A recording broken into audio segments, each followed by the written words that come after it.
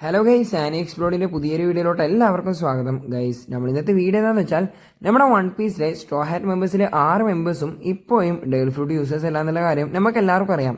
ഈ ഒരു ക്യാരക്ടേഴ്സിനൊക്കെ മാച്ച് ആവുന്ന ഡേൾ ഫ്രൂട്ട്സ് ഏതൊക്കെയാണെന്നാണ് നമ്മൾ ഇന്നത്തെ വീഡിയോയിലൂടെ നോക്കാനായിട്ട് പോകുന്നത്. അതായത് ഈ 6 മെമ്പേഴ്സിനും യൂസ്ഫുൾ ആവുന്ന ഡേൾ ഫ്രൂട്ട് ഏതൊക്കെയാണെന്നാണ് നമ്മൾ ഇന്നത്തെ വീഡിയോയിലൂടെ നോക്കുന്നത്. അതുകൊണ്ട് വീഡിയോ മുഴുവനായിട്ട് കാണാൻ ശ്രമിക്കുക. അതുപോലെ തന്നെ നമ്മുടെ ചാനൽ ആദ്യമായിട്ടാണെന്ന സുഹൃത്തുക്കളാണെങ്കിൽ ചാനലും സബ്സ്ക്രൈബ് ചെയ്ത് സപ്പോർട്ട് ചെയ്യാം. അതുപോലെ ആനിമേ ഇഷ്ടപ്പെടുന്ന സുഹൃത്തുക്കളോട് ചാനൽ ഒന്ന് ഷെയർ ചെയ്ത് കൊടുക്കാനും മറക്കരുത്. നമുക്ക് നേരെ വീഡിയോയിലോട്ട് പോവാം. ആദ്യം തന്നെ ആരൊക്കെയാണ് ഈ ഒരു ഡേൾ ഫ്രൂട്ട് യൂസ് ചെയ്യാത്ത 6 സ്ട്രോ ഹാറ്റ് മെമ്പേഴ്സിന് നമുക്ക് നോക്കാം.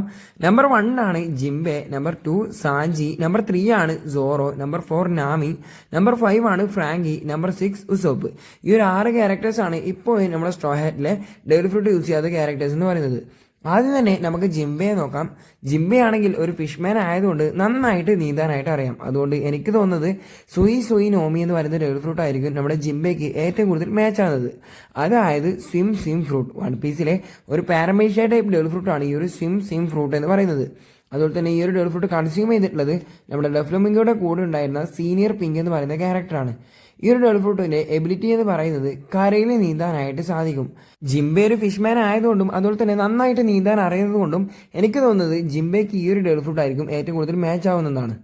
ഇനി രണ്ടാമത്തെ ക്യാരക്ടറാണ് സാഞ്ചി. നമ്മുടെ വൺ പീസ് ഫാൻസ് ഒക്കെ പറയുന്നത് സാഞ്ചി ഒരു ഡേൾ ഫ്രൂട്ട് യൂസർ ആണെങ്കിൽ ആ ഒരു ക്യാരക്ടറിന് മാച്ച് ആവുന്ന ഡേൾ ഫ്രൂട്ട് ആയിരിക്കും സുക്കി നോമി എന്ന് പറയുന്ന ഡേൾ ഫ്രൂട്ട് എന്നുള്ളത്.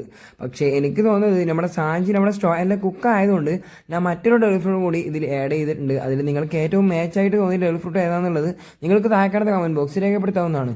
നമ്പർ 1 ആണ് സുക്കി നോമി അഥവാ ക്ലിയർ ഫ്രൂട്ട്. വൺ പീസിലെ ഒരു പാരമേഷ്യ ടൈപ്പ് ഡേൾ ഫ്രൂട്ട് ആണ് ഈ ഒരു സുക്കി നോമി എന്ന് പറയുന്നത്. ഈ ഒരു ഡേൾ ഫ്രൂട്ട് കൺസ്യൂം ചെയ്തിട്ടുണ്ടായിരുന്നത് നമ്മുടെ ത്രില്ലർ വർക്കിൽ കണ്ട ഗെക്കോമൊറിയുടെ കമാൻഡർ ആയിട്ടുള്ള എപ്സലം എന്ന് പറയുന്ന ക്യാരക്ടർ ആയിരുന്നു. പക്ഷേ ഈ ഒരു ക്യാരക്ടറിനെ കൊന്നതിന് ശേഷം ബ്ലാക്ക് ബേർഡ് ക്രൂവിലുണ്ടായിരുന്ന ശ്രീയു ഓഫ് ദ റെയിൻ എന്ന് പറയുന്ന ക്യാരക്ടർ ആയിരുന്നു പിന്നീട് ഇത് കൺസ്യൂം ചെയ്തത്. ആ ഒരു ക്യാരക്ടറിന്റെ എക്സാക്ട് നെയിം എങ്ങനെയാണ് പ്രൊണൗൺസിയേഷൻ ചെയ്യാമെന്ന് എനിക്ക് അറിയത്തില്ല, അതുകൊണ്ടാണ് ഞാൻ ഇങ്ങനെ പറയുന്നത്. പിന്നീട് ഈ ഒരു ക്യാരക്ടർ ആയിരുന്നു കൺസ്യൂം ചെയ്തിട്ടുണ്ടായിരുന്നത്. ഇനി ഈ ഒരു ഡേൾ ഫ്രൂട്ടിന്റെ എബിലിറ്റി എന്ന് പറയുന്നത് ആരാണ് ഈ ഒരു ഡേൾ ഫ്രൂട്ട് കൺസ്യൂം ചെയ്യുന്നത് ആ ഒരു ക്യാരക്ടറിന് ഇൻവിസിബിൾ ആവാനായിട്ട് സാധിക്കും. അതുപോലെ തന്നെ ഇത് അവൈക്കൺ ചെയ്ത് കഴിഞ്ഞാൽ അവൻ നിൽക്കുന്ന സർഫസ് അടക്കം അവന് ഇൻവിസിബിൾ ആക്കാൻ കഴിയുന്ന ഒരു എബിലിറ്റിയാണ് ഈ ഒരു ഡേൾ ഫ്രൂട്ട് നൽകുന്നത്. ഇനി സാഞ്ചിക്ക് മാച്ച് ആകുന്ന രണ്ടാമത്തെ ഡേൾ ഫ്രൂട്ട് ആണ് കുക്കു നോമി അഥവാ കുക്ക് ഫ്രൂട്ട്.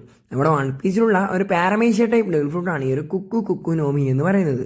അതുപോലെ ഈ ഒരു ഡേൾ ഫ്രൂട്ട് കൺസ്യൂം ചെയ്തിട്ടുള്ളത് നമ്മുടെ ബിഗ് മോം പാരറ്റിലുണ്ടായ സ്ട്രൂസൻ എന്ന് പറയുന്ന ക്യാരക്ടറാണ്. അതുപോലെ ഈ ഒരു ഡേൾ ഫ്രൂട്ടിന്റെ എബിലിറ്റി എന്ന് പറയുന്നത് ഏതൊരു ഒബ്ജക്റ്റിനെയും കുക്ക് ചെയ്യാതെ തന്നെ ഫുഡായിട്ട് കൺവേർട്ട് ചെയ്യാനായിട്ട് സാധിക്കും. എക്സാമ്പിളായിട്ട് ഒരു പീസ് മരമായിക്കോട്ടെ, അതുപോലെ തന്നെ ഒരു പീസ് സ്റ്റോൺ ആയിക്കോട്ടെ, ഒരു ബിൽഡിംഗ് പോലും ഫുഡായിട്ട് കൺവേർട്ട് ചെയ്യാനായിട്ട് സാധിക്കുന്ന ഒരു എബിലിറ്റിയാണ് ഈ ഒരു ഡേൾ ഫ്രൂട്ട് നൽകുന്നത്. പക്ഷേ അതിൻ്റെ ഒരു വീക്ക്നെസ് എന്ന് പറയുന്നത് സാധാരണ ഉണ്ടാക്കുന്ന ഭക്ഷണത്തിനേക്കാൾ ടേസ്റ്റ് കുറവായിരിക്കും എന്നുള്ളൊരു വീക്ക്നെസ് ആണ് ഈ ഒരു ഡേൾ ഫ്രൂട്ടിനുള്ളത്. ഇനി നമ്മുടെ മൂന്നാമത്തെ ക്യാരക്ടറാണ് സോറോ എന്ന് പറയുന്ന ക്യാരക്ടറിന് മേച്ചാവുന്ന ഡേൾ ഫ്രൂട്ട് ആണ് ബാര നോമി അഥവാ ചോപ്പ് ഫ്രൂട്ട്. വൺ പീസിലെ ഒരു പാരമേഷ്യ ടൈപ്പ് ഡേൾ ഫ്രൂട്ട് ആണ് ഈ ഒരു ബാര നോമി എന്ന് പറയുന്നത്. ഈ ഒരു ഡേൾ ഫ്രൂട്ട് കൺസ്യൂം ചെയ്തിട്ടുള്ളത് ബഗ്ഗി ദ ക്ലോൺ എന്ന് പറയുന്ന ക്യാരക്ടറാണ്. അതുപോലെ തന്നെ ഇതിനാൽ സോറോക്ക് കൊടുക്കാനുള്ള കാരണം ഇതിന്റെ എബിലിറ്റിയാണ്. എന്താണെന്ന് വെച്ചാൽ യൂസറിന് തന്റെ ബോഡി എത്ര പീസായിട്ട് വേണമെങ്കിലും സ്പ്ലിറ്റ് ചെയ്യാനായിട്ട് സാധിക്കും. എക്സാമ്പിളായിട്ട് നമ്മൾ മറൈൻ ഫോർഡ് വെച്ച് കണ്ടതായിരുന്നു. മിഹോക്ക് നമ്മുടെ ബഗ്ഗിയെ അറ്റാക്ക് ചെയ്ത സമയത്ത് അവന്റെ ശരീരത്ത് ഒരു പോറൽ പോലും ഉണ്ടായിരുന്നില്ല. അതായത് ഒരു പൊടി ഡാമേജ് പോലും നമ്മുടെ മിഹോക്കിന് നമ്മുടെ ബഗ്ഗിക്ക് കൊടുക്കാനായിട്ട് സാധിച്ചിരുന്നില്ല. അതാണ് ഈ ഒരു ഡേൾ ഫ്രൂട്ടിന്റെ എബിലിറ്റി എന്ന് പറയുന്നത്. അതുപോലെ തന്നെ ഈ ഒരു ഡേൾ ഫ്രൂട്ടിന്റെ വീക്ക്നെസ് എന്ന് പറയുന്നത് എല്ലാ ഡേൾ ഫ്രൂട്ടിനെ പോലെയും ഹാക്കി +C ആണ് ഈ ഒരു ഡേൾ ഫ്രൂട്ടിന്റെ വീക്ക്നെസ് എന്ന് പറയുന്നത്. ഇനി നിങ്ങൾക്ക് സോറോക്ക് തോന്നി, അതായത് സോറോക്ക് മാച്ച് ആവുന്ന ഡേൾ ഫ്രൂട്ട് ഏതാണെന്ന് തോന്നിയിട്ടുള്ളത് നിങ്ങൾക്ക് താഴെക്കാണുന്ന കമന്റ് ബോക്സിൽ രേഖപ്പെടുത്താവുന്നതാണ്. ഇനി നാലാമത്തെ ക്യാരക്ടറാണ് നാമിക്ക് മാച്ച് ആവുന്ന ഡേൾ ഫ്രൂട്ട് ആണ് ഗോരോ നോമി അഥവാ റംബിൾ ഫ്രൂട്ട്. വൺ പീസിലുള്ള ഒരു ലോഗിയ ടൈപ്പ് ഡേൾ ഫ്രൂട്ട് ആണ് ഈ ഒരു ഗോരോ നോമി എന്ന് പറയുന്നത്. ഈ ഒരു ഡേൾ ഫ്രൂട്ട് കൺസ്യൂം ചെയ്തിട്ടുള്ളത് എനൽ എന്ന് പറയുന്ന ക്യാരക്ടറാണ്. ഈ ഒരു ഡേൾ ഫ്രൂട്ടിന്റെ എബിലിറ്റി എന്ന് പറയുന്നത് യൂസറിന് ലൈറ്റ്നിങ് ക്രിയേറ്റ് ചെയ്യാനായിട്ട് സാധിക്കും. അതുപോലെ തന്നെ ലോഗിയ ടൈപ്പ് ആയതുകൊണ്ട് തന്നെ യൂസറിന്റെ എൻ്റയർ ബോഡി തന്നെ ലൈറ്റ്നിങ് ആയിട്ട് മാറ്റാനായിട്ട് സാധിക്കുന്ന ഒരു എബിലിറ്റിയും ഈ ഒരു ഡേൾ ഫ്രൂട്ട് നൽകുന്നുണ്ട്. നമ്മുടെ നാമിക്ക് ജ്യൂസിന്റെ ലൈറ്റ്നിങ് പവേഴ്സും ഈ ഒരു ഡേൾ ഫ്രൂട്ടിന്റെ പവറും കൂടി ഉണ്ടെങ്കിൽ നമ്മുടെ നാമി വളരെയധികം പവർഫുൾ ആയിരിക്കും. അതുകൊണ്ടാണ് ഞാൻ നാമിക്ക് ഈ ഒരു ഡേൾ ഫ്രൂട്ട് നൽകുന്നത്. ഇനി അഞ്ചാമത്തെ ക്യാരക്ടറാണ് ഫ്രാങ്കി. നമ്മുടെ ഫ്രാങ്കി ഒരു സൈബോർഗ് ആയതുകൊണ്ട് ഫ്രാങ്കിക്ക് മാച്ച് ആവുന്ന ഡേൾ ഫ്രൂട്ട് ആണ് ബുക്കി നോമി അഥവാ ആംസ് ഫ്രൂട്ട്. വൺ പീസിലെ ഒരു പാരമേഷ്യ ടൈപ്പ് ഡേൾ ഫ്രൂട്ട് ആണ് ഈ ഒരു ബുക്കി നോമി എന്ന് പറയുന്നത്. ഈ ഒരു ഡേൾ ഫ്രൂട്ട് കൺസ്യൂം ചെയ്തിട്ടുള്ളത് ബേബി 5 എന്ന് പറയുന്ന ക്യാരക്ടറാണ്. ഈ ഒരു ഡെയിൽ ഫ്രൂട്ടിന്റെ എബിലിറ്റി എന്ന് പറയുന്നത് യൂസറിന് തന്റെ ഇഷ്ടത്തിനനുസരിച്ച് തന്റെ ബോഡി ഒരു വെപ്പൺ ആക്കി മാറ്റാനായിട്ട് സാധിക്കുന്ന ഒരു എബിലിറ്റിയാണ് ഈ ഒരു ബുക്കി നോമി എന്ന് പറയുന്ന ഡെയിൽ ഫ്രൂട്ട് നൽകുന്നത്. ഈ ഒരു ഡെയിൽ ഫ്രൂട്ട് നമ്മുടെ ഫ്രാങ്കി കഴിക്കുകയാണെങ്കിൽ അവൻ്റെ ബോഡി അവന് ഇഷ്ടത്തിനനുസരിച്ച് ഏതൊരു വെപ്പൺ ആക്കി മാറ്റാനായിട്ട് സാധിക്കുന്ന ഒരു എബിലിറ്റിയും നൽകുന്നുണ്ട്. പക്ഷേ ഇതിൻ്റെ മേജർ വീക്ക്നെസ് എന്ന് പറയുന്നത് ഈ ഒരു ഡെയിൽ ഫ്രൂട്ട് യൂസറിന് ഏതൊക്കെ വെപ്പൺസ് ആണോ പറയുന്നത് ആ ഒരു ഡെയിൽ ഫ്രൂട്ട് ഒരു വെപ്പൺസ് മാത്രമാണ് ഈ ഒരു ഡെയിൽ ഫ്രൂട്ട് യൂസറിന് ക്രിയേറ്റ് ചെയ്യാനായിട്ട് സാധിക്കും. അതുപോലെ തന്നെ എല്ലാ ഡെയിൽ ഫ്രൂട്ട് യൂസറിനെ പോലെയും ഹാക്കി പ്ലസ് സിയും ഈ ഒരു ഡെയിൽ ഫ്രൂട്ടിൻ്റെ ഒരു വീക്ക്നെസ് ആണ്. ഇനി ആറാമത്തെ ക്യാരക്ടറാണ് ഉസോപ്പ് എന്ന് പറയുന്നത്. നമ്മുടെ സ്ട്രോ ഹാറ്റിലെ സ്നൈപ്പറായ ഉസോപ്പിന് മാച്ച് ആവുന്ന ഡെയിൽ ഫ്രൂട്ടാണ് മാറ്റോ നോമി അഥവാ മാർക്ക് ഫ്രൂട്ട്. ഇതെൻ്റെ ഒരു പേഴ്സണൽ ഒപ്പീനിയൻ ആണ്. വൺ പീസിലെ ഒരു പാരമേഷ്യ ടൈപ്പ് ഡെയിൽ ഫ്രൂട്ടാണ് മാറ്റോ നോമി എന്ന് പറയുന്നത്. ഈ ഒരു ഡെയിൽ ഫ്രൂട്ട് കൺസ്യൂം ചെയ്തിട്ടുള്ളത് വാൻഡർ ഡെക്കൻ എന്ന് പറയുന്ന ക്യാരക്ടറാണ്. ഈ ഒരു ഡെയിൽ ഫ്രൂട്ടിന്റെ എബിലിറ്റി എന്ന് പറയുന്നത് യൂസറിന് ആരെ തൊട്ടാലും അവരെ മാർക്ക് ചെയ്ത് ടാർഗറ്റ് ആക്കി അറ്റാക്ക് ചെയ്യാനായിട്ട് സാധിക്കും.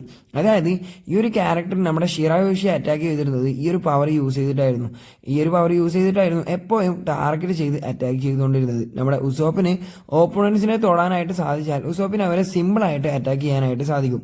അതുകൊണ്ടാണ് നമ്മുടെ ഉസോപ്പിന് ഈ ഒരു ഡെയിൽ ഫ്രൂട്ട് നൽകുന്നത്. അപ്പം എൻ്റെ ഈ ഒരു വീഡിയോ ഇത്ര മാത്രമേ ഉള്ളൂ. അതുപോലെ തന്നെ എനിക്ക് തോന്നി, അതായത് എനിക്ക് ഈ ഒരു ക്യാരക്ടേഴ്സിന് മാച്ച് ആവുമെന്ന് തോന്നിയിട്ടുള്ള ഡെയിൽ ഫ്രൂട്ട്സ് ആണ് ഞാൻ ഇതിൽ ആഡ് ചെയ്തിട്ടുള്ളത്.